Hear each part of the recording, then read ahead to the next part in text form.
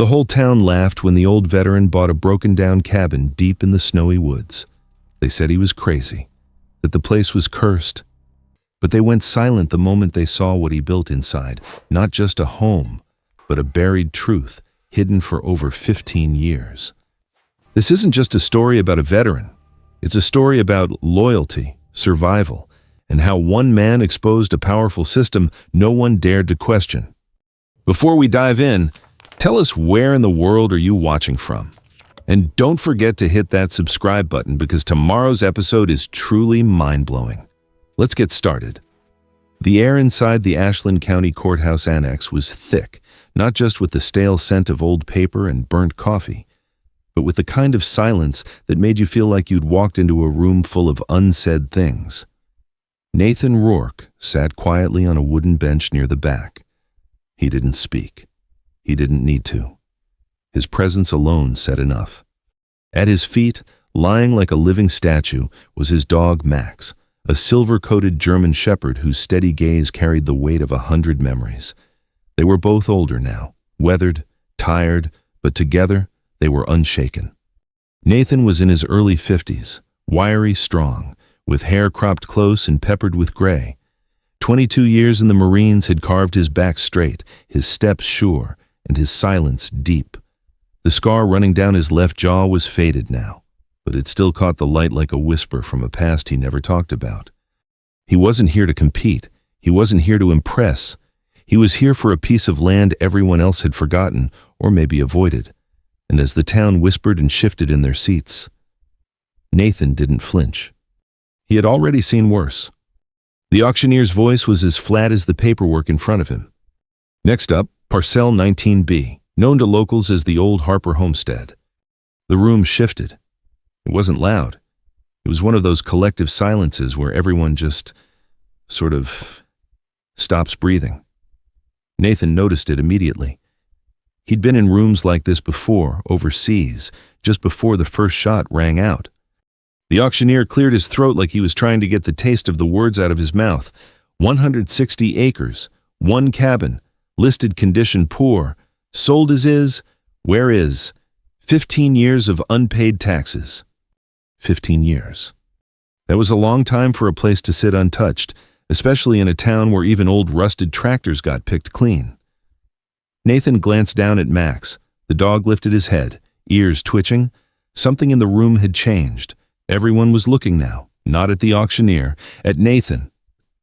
They knew. He'd been to the records office. He'd asked questions about the land no one else dared to bring up. He was the outsider, and worse, the outsider who wasn't afraid of local ghosts. "We'll open the bidding at $500, the auctioneer said, his voice trailing like he already knew how this would end. Nathan raised his hand. 500? Silence. Not the excited kind. Not the kind that crackled with bidding energy. This was heavy. Almost like the room didn't want him to say that, like they were watching a man step off a cliff, willingly. 500 to the gentleman in the back, the auctioneer said. Do I hear 6? No hands. Just long stares and furrowed brows. A few people shook their heads, not at him, but to themselves. One older man in worn denim and a weather-beaten face met Nathan's eyes and gave the tiniest shake of his head. Not aggressive, just a warning. Going once, going twice, sold, the auctioneer said, the gavel hitting the wood with a crack that echoed. Nathan stood. Max followed, his tail low but calm. As he moved toward the front, the murmurs followed like a wake behind a slow boat, words he wasn't meant to hear, but did anyway. Doesn't know what he's bought? That land's no good, cursed, they say.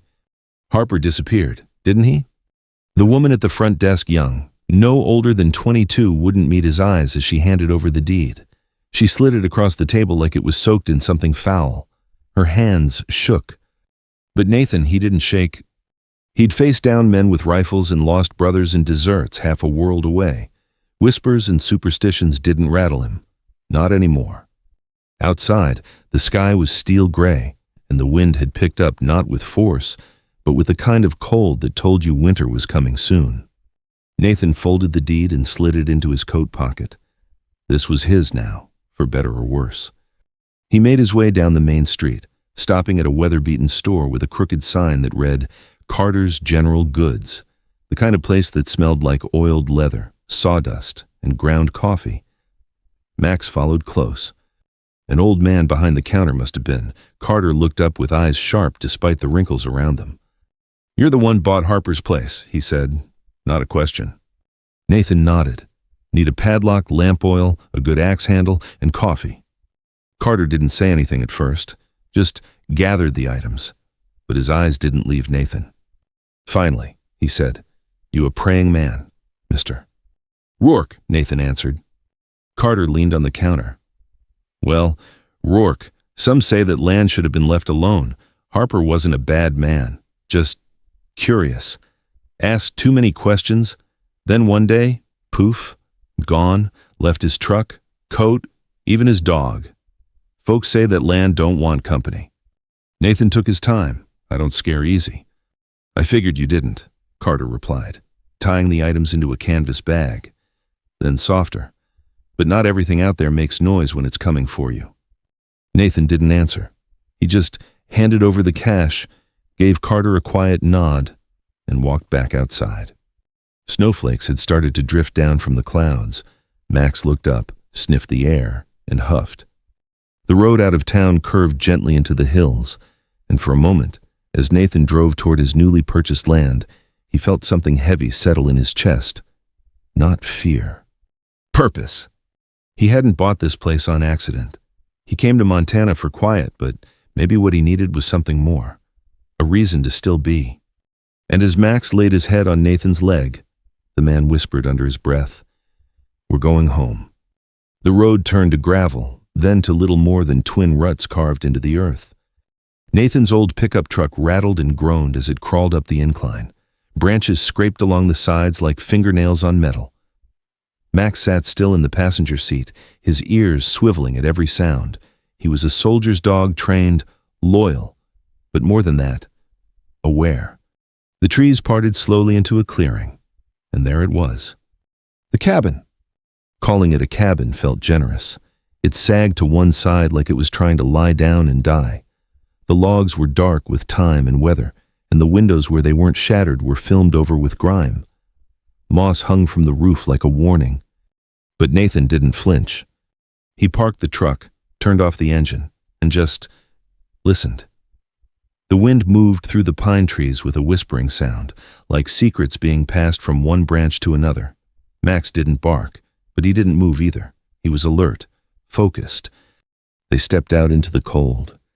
The porch groaned under Nathan's boots. The front door gave way with a reluctant squeal, opening into a single large room that smelled like wet ashes and time. Dust danced in the shafts of dying sunlight that pushed through the filthy windows. The furniture, if you could call it that, was sparse. A wooden table, a chair missing one leg, a rusted bed frame with no mattress, and then there was the fireplace. Massive, made from rough, river-worn stones stacked high, it dominated the left wall like some ancient relic. The hearth was blackened and cold. Nathan set his gear down and lit a single lantern. It didn't do much, but the flickering light softened the edges of the room. Max moved slowly, sniffing every corner, tail low but steady. Then he stopped, frozen, mid-step. His gaze locked not on the door, not on the broken windows, but on the fireplace. Nathan noticed it instantly. "What is it, boy?" he whispered. Max didn't bark, didn't whine, he just stared. His body was rigid, muscles coiled like a spring. He took a step forward, slow, deliberate, and sniffed the base of the hearth, then another step. His nose pressed into the seam between two large stones. Nathan's spine tingled.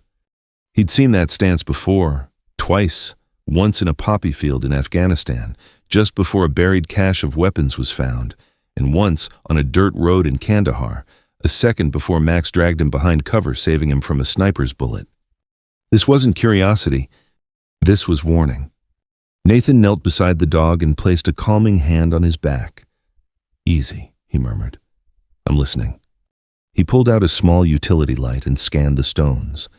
At first glance, they were solid, but then he noticed that one stone, low and rectangular, was smoother than the others. The mortar around it was darker, newer, deliberate. He ran a finger along the edge. It gave just a little. This stone wasn't part of the fireplace. It was a door. Nathan stood slowly, the hairs on his arms prickling. He walked back to the truck, retrieved a crowbar, and returned to the hearth. The cabin was dead silent, even the wind seemed to hold its breath. He jammed the bar into the seam and pushed. Nothing. Then a crack. The faintest pop of breaking pitch. He worked the tool around the edges, chipping away carefully until the stone gave way with a low groan, like the cabin itself was waking up. It slid out and hit the floor with a thud. Beneath it, darkness. A hidden cavity, maybe 4 feet deep, stone-lined. Inside it, a military-style ammo box, dark green and scarred with age, a stack of leather-bound notebooks, tied together with a strip of fraying twine. Max let out a soft huff, then sat down.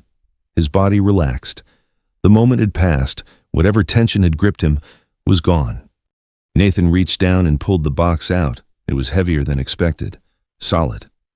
He opened the lid. No weapons, no money. Instead, rows of small glass vials, each one filled with a dark, oily liquid, each sealed, labeled with dates and numbers, coordinates. Then the papers. Water test results, arsenic, lead, industrial solvents. Nathan didn't need a chemistry degree to know what it meant. Somebody had been poisoning this land, and someone, likely the man who once lived here, had been trying to prove it. The notebooks confirmed it. The first pages were quiet entries about birds, weather, solitude. But soon, the tone changed. A name appeared again and again, Sable Ridge Mining Company. Then came the threats, the citations, the property line disputes. Then, nothing. Nathan sat back, the firelight dancing on the open pages. He hadn't come to this cabin looking for trouble. He'd come for peace. But it seemed that, once again, trouble had found him. And this time, it was buried beneath stone, sealed with lies and waiting. That night, Nathan couldn't sleep. The wind whispered through the cracks in the logs, brushing cold against his skin like fingers from another time. The fire had died to embers, casting the room in a dull red glow. Max lay curled beside him, breathing steady, but one ear flicked now and then, always listening. Nathan sat at the old wooden table, a mug of bitter coffee in one hand, and one of the notebooks spread open before him. The handwriting was careful, almost elegant. Whoever had written these pages had done so with purpose and fear. The entries told the story of a man named Gideon Harper, the original owner of the land, a freelance journalist, loner, the kind of man who asked the questions that made others uncomfortable. He'd come to this valley chasing quiet, too, but what he found instead was corruption, pollution, the slow, silent poisoning of creeks and wells by a company no one dared name too loudly, Sable Ridge Mining Co. He'd written about everything from the soil samples to the strange visits from inspectors to how his septic system was suddenly non-compliant after a decade. Then came the missing paperwork, the property line disputes, the unannounced fines. It wasn't chaos, it was a campaign. They weren't trying to scare him. They were trying to bury him. Nathan closed the journal, exhaling slowly. The weight of it all pressed on him, not just what had happened, but what it meant. For the first time in years, he felt something other than numbness. He felt involved. He hadn't meant to. He had come here to disappear, to find a quiet spot where the world wouldn't ask anything more of him. But this land, this cabin, this truth, it had pulled him in like a current. And he realized something. He wasn't just a man hiding from his past anymore.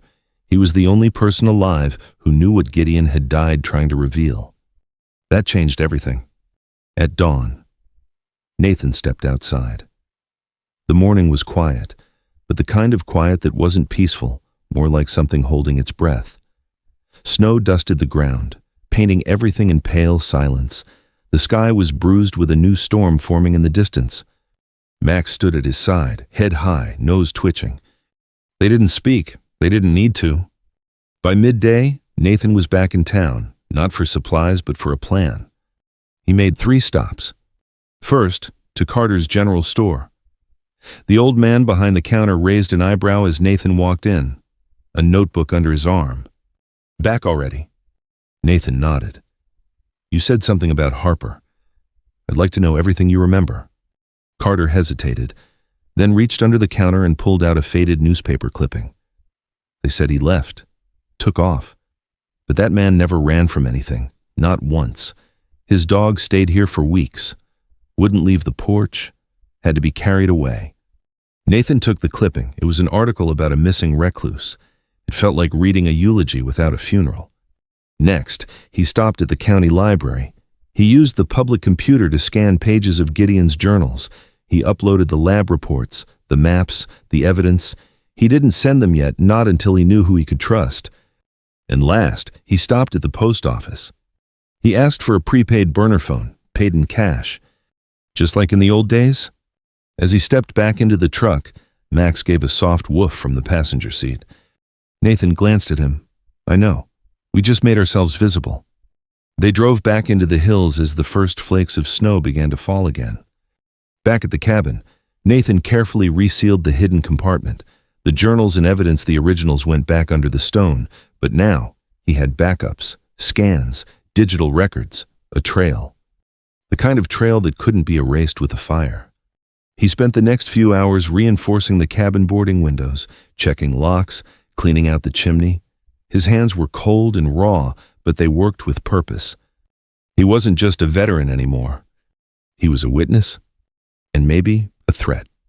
At sundown, as the fire crackled again and the storm thickened outside, Nathan stood with Max at the porch. They looked out into the darkening woods, the same woods that had once hidden secrets and swallowed men whole. But Nathan wasn't afraid of what was out there anymore.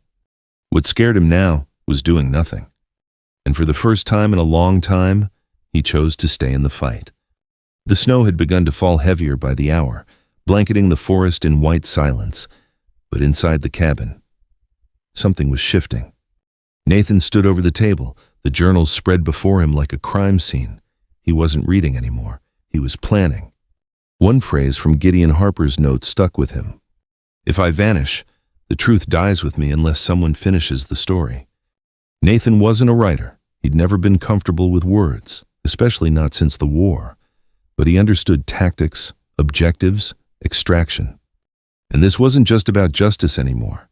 It was about passing the torch before the flame was snuffed out. Max stirred near the hearth, his ears perking up at the distant sound of wind pushing against the shutters.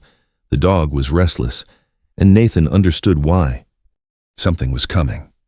That night, Nathan drove an hour east, not into town, but beyond it, to the one person he still trusted. Elliot Granger? An old buddy from his unit, now a small-town reporter, the kind that didn't write fluff pieces about pancake breakfasts.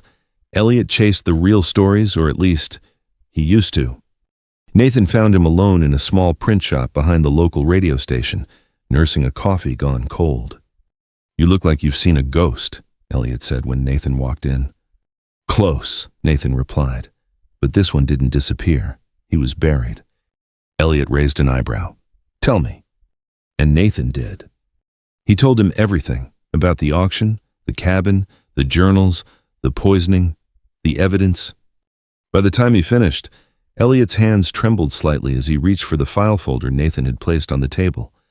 This is enough to bury that mining company," he said, flipping through the test results.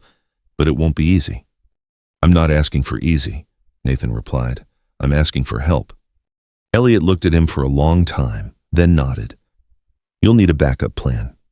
"Already had one." Nathan handed him a USB drive. "If anything happens to me, you go public. Everything. No red tape, no deals." Elliot took it, his expression suddenly heavier. "That's serious." Nathan nodded once. They silenced Harper. "They won't hesitate with me." The two men parted in silence, the kind born between soldiers, even if only one of them ever wore the uniform. Back at the cabin, the storm was building.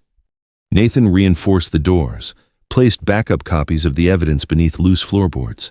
He filled jugs with clean water, stacked firewood, and laid out food for Max. Not panic, preparation. The next morning, the world outside was buried under nearly 2 feet of snow. A thick silence hung in the air. Even the birds were quiet. But Nathan wasn't waiting for birds. He was waiting for the next move. It came at dusk. A black SUV pulled into the clearing, its tires slicing deep grooves into the snow. No county plates, no insignia, just dark windows and a low hum that made Max growl before the vehicle even stopped. Nathan didn't reach for his rifle, not yet. He just stood at the top step, arms crossed. The driver stepped out tall, sharp suit under a heavy winter coat, expensive boots that had never touched mud before. "Mr. Rourke," the man said smoothly, like this was a scheduled visit. "My name is Adrian Wells. I represent Sable Ridge Holdings." Nathan didn't move, I figured. Wells smiled, all teeth and charm. "Let's not waste time. My employers are prepared to offer you $50,000 for this property. Cash, immediate transfer." Nathan raised an eyebrow. "For a busted shack in the woods." "We see potential," Wells replied. Nathan stared at him. "This land has secrets." Wells's smile faltered. "Then let's make sure they stay buried." There it was, the threat behind the offer. Nathan let the silence stretch long enough for Max to walk down the porch steps and plant himself between them, low growl rising in his throat. "I'm not selling," Nathan said quietly. "And if you come back again, you better bring more than money." Wells glanced at the dog. "We were hoping for discretion." "Then you came to the wrong man," Nathan replied. Without another word, Wells turned and got into the SUV. The vehicle backed out slowly, tires spinning on the slope before disappearing into the trees. Nathan exhaled slowly. The game had changed. This wasn't about a deal anymore. This was a standoff. He looked down at Max, who was still staring at the trees, body tense, ears forward. "Guess they're not laughing anymore, huh?" Nathan muttered. Max just wagged his tail, once slow, steady like he already knew. The cabin wasn't broken. It was built for something bigger. And what came next would prove it. The cabin didn't feel like a home, not yet. But it no longer felt like a ruin either. Nathan moved through it with purpose now. The cold no longer bit as deeply. The shadows didn't seem as long. He had sealed the windows, reinforced the door, and patched the sagging roof with old tarps and strips of salvaged canvas. He didn't have much, just a hammer, nails, time, and a dog that never left his side. But he'd built before. Not houses, people. Men broken by war, by fear, by loss. He had helped them stand again. And now, for the first time in years, he was learning how to do that for himself. Each nail driven into wood was a small rebellion against the part of him that used to believe he was finished. Each fire he lit was a declaration. "I'm still here." Every day he got stronger, not just in muscle, but in mind. He read Gideon's journals like scripture, page by page. The man hadn't just discovered corruption, he'd chronicled it with the obsessive focus of someone who knew no one else would care. And now, someone finally did. Nathan began creating maps, not just physical ones, but timelines, patterns. He traced how inspections increased after Gideon had submitted test results to the county. He marked down when power outages conveniently wiped local databases. It wasn't just pollution. It was a machine, greased by silence, fueled by fear. Nathan had fought machines like this before they just wore different uniforms. Max followed him everywhere, into the woods, around the perimeter, down the frozen trails, always watching, always alert. Sometimes Nathan would stop, crouch down, and run a hand through the dog's thick coat. "You see things I don't," he whispered one night. "You keep me human." Max licked his wrist, then looked out into the darkness again. They'd started walking the boundary every morning, not out of paranoia, but out of ritual, discipline. And Nathan began to notice things he hadn't before: tire tracks that didn't match his truck, a snapped branch where no deer would pass, the faint smell of gasoline carried in the wind. Someone had been watching, but they were sloppy, and that meant they were getting impatient. So Nathan got ahead of them.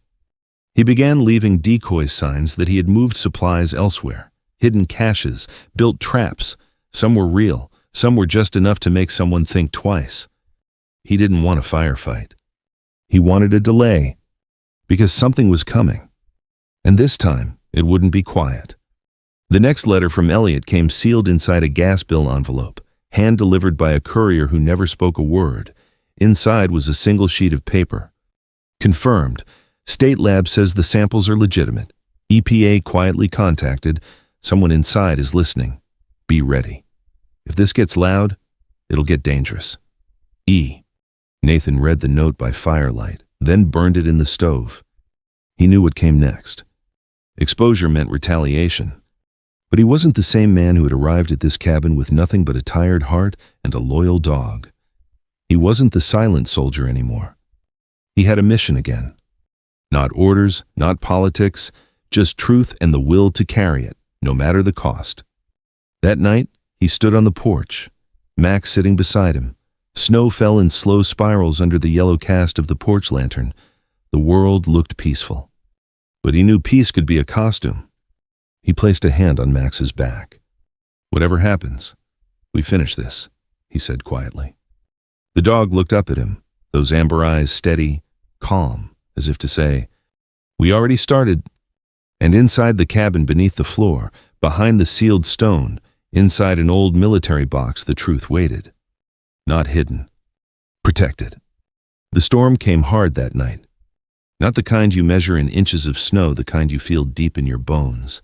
Wind roared through the valley like something alive, shaking the trees, rattling the windows, howling against the walls of the cabin as if demanding to be let in. But inside, Nathan was calm.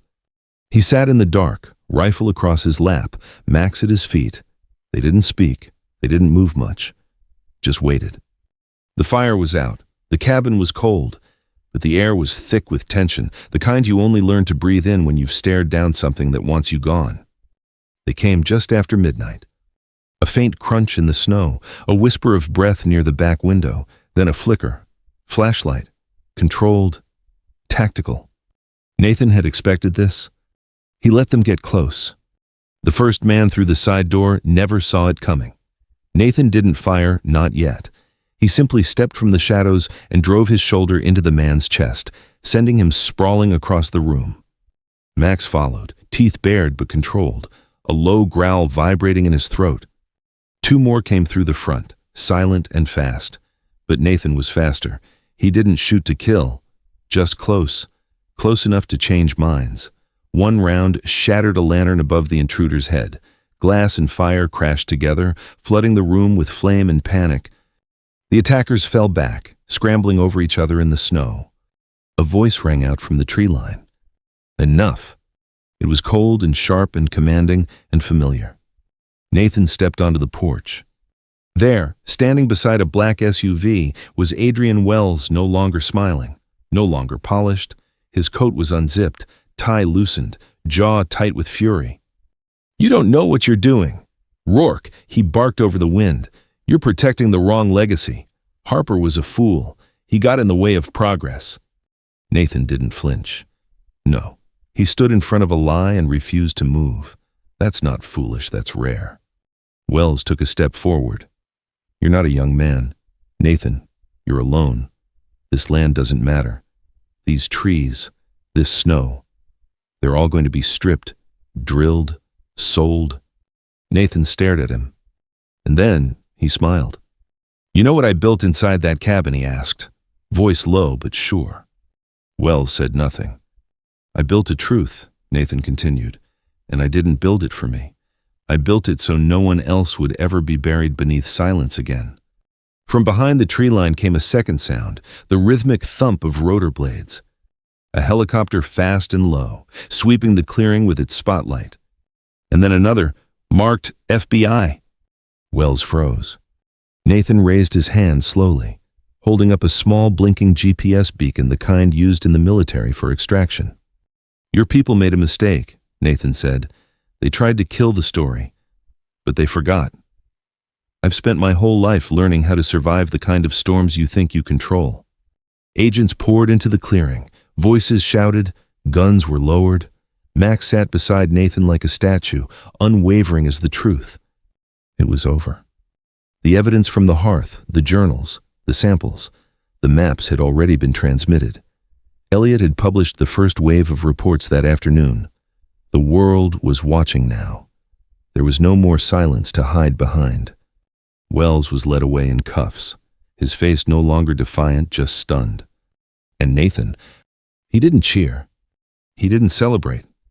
He just turned, knelt beside Max and whispered, "We did it, buddy."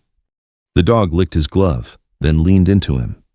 2 days later, a team of environmental scientists arrived on the property. The land, they said, could be saved. The valley could heal. But only because someone had stayed. Someone had stood still when the world wanted him to walk away. Spring came late that year, but it came. The snow melted slow, like a blanket being pulled back. Grass grew through ash. The blackened wood of the cabin's outer wall was replaced, piece by piece, by Nathan's own hands. Not to erase the past, to build on top of it. And when the townspeople, the same ones who once whispered behind his back, came to help, he didn't turn them away. Carter brought nails. The librarian brought books. Even the postmaster showed up with coffee and silence. They didn't say sorry. They didn't need to. They saw what he'd built. Not just a home, a stand. And it changed everything. Sometimes, the most broken places hold the strongest foundations.